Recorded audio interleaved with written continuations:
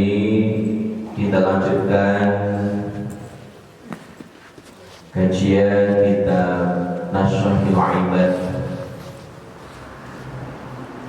nasihat-nasihat bagi hamba Allah Subhanahu wa Ta'ala. Pada pagi hari ini sampai pada halaman 11, makalah yang ke-12.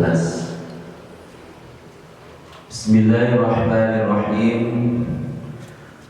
Qala al-musannif rahimahullahu ta'ala wa nafa'ana bihi wa bi'ulumihi wa madana bi asrarihi fid dharaini amin ya rabbal alamin. Al-maqalatu tsaniyata asyrata, pembahasan yang ke-12. Amba'dil hukama'i, diceritakan dari sebagiannya ahli hikmah. Siapa ahli hikmah itu?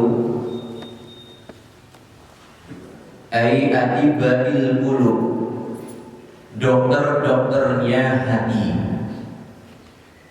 ulama-ulama yang bisa menyembuhkan hati yang sedang lara.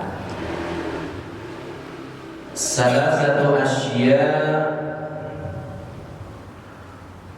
tufarrijul khusus, ada 3 perkara yang bisa menghilangkan kesedihan, kesusahan.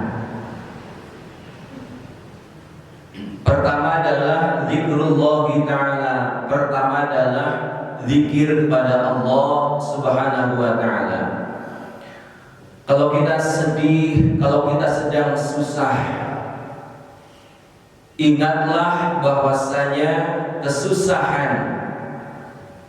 kesusahan itu adalah karena kita sedang diuji oleh Allah Subhanahu wa ta'ala.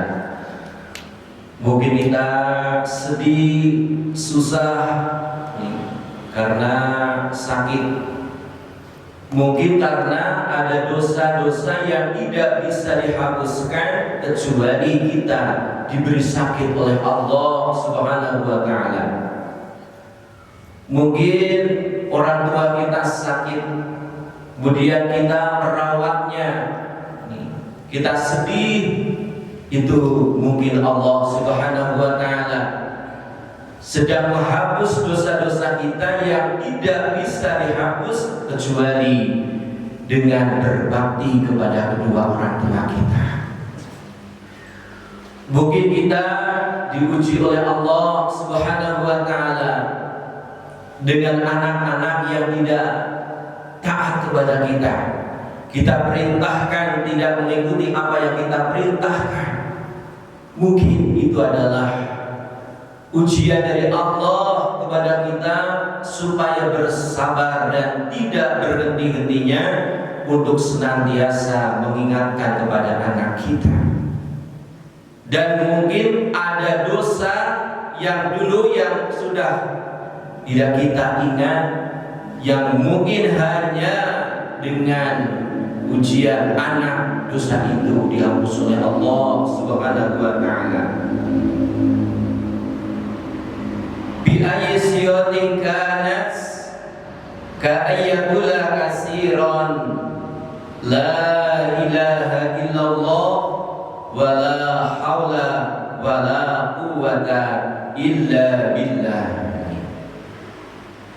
Zikir kepada Allah Subhanahu wa ta'ala ini bisa dengan bahasa apa saja, bisa dengan lafaz apa saja. Bisa di sini dicontohkan seperti memperbanyak la ilaha illallah wa la haula wa la quwwata illa billah. Jadi ketika kita banyak masalah, ketika kita memiliki sebuah ujian, perbanyaklah zikir pada Allah, ingat kepada Allah. Jangan hanya membuat status di media sosial, sedang galau, sedang sedih ini tidak mengatasi masalah, malah kadang menambah masalah ini. Seperti seorang suami ini karena sedang ribut dengan istrinya, bikin status, engkau tidak seperti yang dulu lagi. Nah, akhirnya istri membaca, ini tidak menyelesaikan masalah, malah akan menambah masalah. Kenapa? Karena kita curhatnya kepada orang lain. Orang lain itu juga punya masalah sama dengan kita, cuman orang lain menutupi masalahnya, tidak diumbar di media sosial. Maka perbanyaklah zikir la ilaha illallah, tidak ada Tuhan selain Allah Subhanahu wa taala, wala haula, dan tidak ada daya, wala quwata, dan tidak ada upaya, tidak ada kekuatan, illa billahi, kecuali dengan pertolongan Allah Subhanahu wa taala. Karena yang bisa membolak-balikan hati manusia adalah Allah Subhanahu wa taala. Maka kembalikan kepada Allah, zikirlah kepada Allah, la haula la ilaha illallah, wala haula wala quwata illa billah. Yang kedua, perkara yang bisa menghilangkan kesedihan adalah waliqa'i awliyaihi, bertemu dengan kekasihnya Allah Subhanahu wa taala. Siapa kekasihnya Allah? Minal ulama, orang-orang yang alim, para ulama. Ulama itu adalah sumbernya berkah. Sumbernya berkah setelah Rasulullah Shallallahu Alaihi Wasallam. Kalau dulu ketika ada Rasul, aslul barokah adalah Rasulullah Shallallahu Alaihi Wasallam. Walaupun Rasulullah merupakan sumbernya berkah, Rasulullah senantiasa memohon berkah. Seperti halnya ketika Rasulullah bertemu dengan bulan Rajab, Rasulullah berdoa, Allahumma barik lana fi Rajab wa sya'bana wa balighna Ramadan. Ya Allah, berikanlah keberkahan kepadaku di bulan Rajab, berilah keberkahan aku di bulan Sya'ban, dan sampaikan aku di bulan Ramadan. Selain daripada ulama, kekasih-kekasih Allah adalah wassalihin, orang-orang yang salih. Siapa orang salih itu? Huwal qaim bihukukillah wa hukuki ibadi. Orang yang baik hubungannya dengan Allah, baik hubungannya dengan sesama manusia, itu namanya orang-orang yang salih. Dan orang-orang yang salih itu, setiap ada orang yang sholat didoakan, assalamu alaina wa ala ibadillahi sholihin. Ya Allah, berikanlah keselamatan kepadaku dan kepada orang-orang yang sholih. Jadi orang sholih itu hebat. Setiap ada orang sholat didoakan, maka kita berusaha baik hubungannya dengan Allah, baik hubungannya dengan sama manusia. Jangan sampai karena beda pilihan, karena beda baju, beda kaos, beda capres cawapresnya, saling membenci, saling mencaci.